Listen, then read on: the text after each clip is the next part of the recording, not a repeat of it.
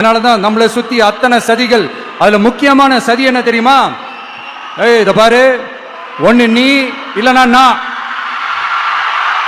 நான் இல்லனா நீ இல்லனா நான். நமக்குள்ள வேற எவனும் நடுவுல வந்துடக்கூடாது. நாம ரெண்டு பேரால மட்டும்தான் மக்களை ஈஸியா ஏமாத்த முடியும். இந்த விஜய் வந்ததுனால நமக்கு பொழப்பே போச்சு. மக்கள் வேற அவனை தான் நம்புறாங்க. நாம வெளியே அடிச்சுக்கிற மாதிரி அடிச்சுக்கிட்டாலும் உள்ள நம்மளுடைய டீலிங் பக்காவா இருக்கணும்.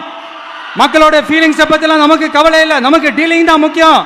மாத்தி மாத்தி ஆட்சிக்கு வந்துடலாம்னு நினைச்சோம், ஆனா அது நடக்காது போல் இருக்கு. அதனால நீ என்ன பண்ற? எஸ்ஓபின்னு போட்டு ஒரு பக்கம் அவனை தடுத்துரு, இன்னொரு பக்கம் அவன் மேல பழி போட்டு நானும் தடுத்துறேன். என்ன ஓகேவா? டீலிங் ஓகேவா? ஓவர். ஊராம் வீட்டு நெய்யில உங்க வீட்டுக்கு ஸ்வீட் செய்யாதீங்க. எப்படி? ஊராம் வீட்டு நெய்யில உங்க வீட்டுக்கு ஸ்வீட் செய்யாதீங்கன்னு அர்த்தம். இல்லைங்க, உண்மையிலேயே சிரிக்கிறதா என்ன பண்றதுன்னு எனக்கு தெரியல. உண்மையிலே இப்படிதான் இருக்கு அவங்க டீலிங்லாம். உங்க ஏஜென்சி வச்சு எதுவும் சர்வே எடுக்காதீங்க. எதுக்கு உங்களுக்கு சிரமம்? நானே என்னன்னு சொல்றேன். எனக்கும் என்னுடைய மக்களுக்கும் நடுவுல வேற யாராலையும் உள்ள நுழையவே முடியாது.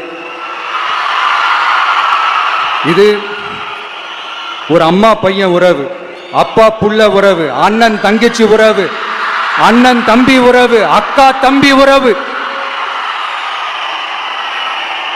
இது சும்மா ஒரு எலெக்ஷனுக்கு வந்த உறவு அப்படின்னு நினைச்சிடாதீங்க. இது இயற்கையாகவே அமைஞ்ச உறவு.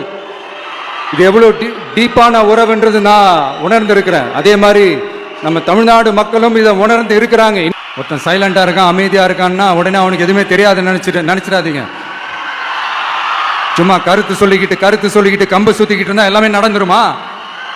நசன் பேசி அதை கேட்டு மக்கள் வெறுத்து போயிட்டாங்க.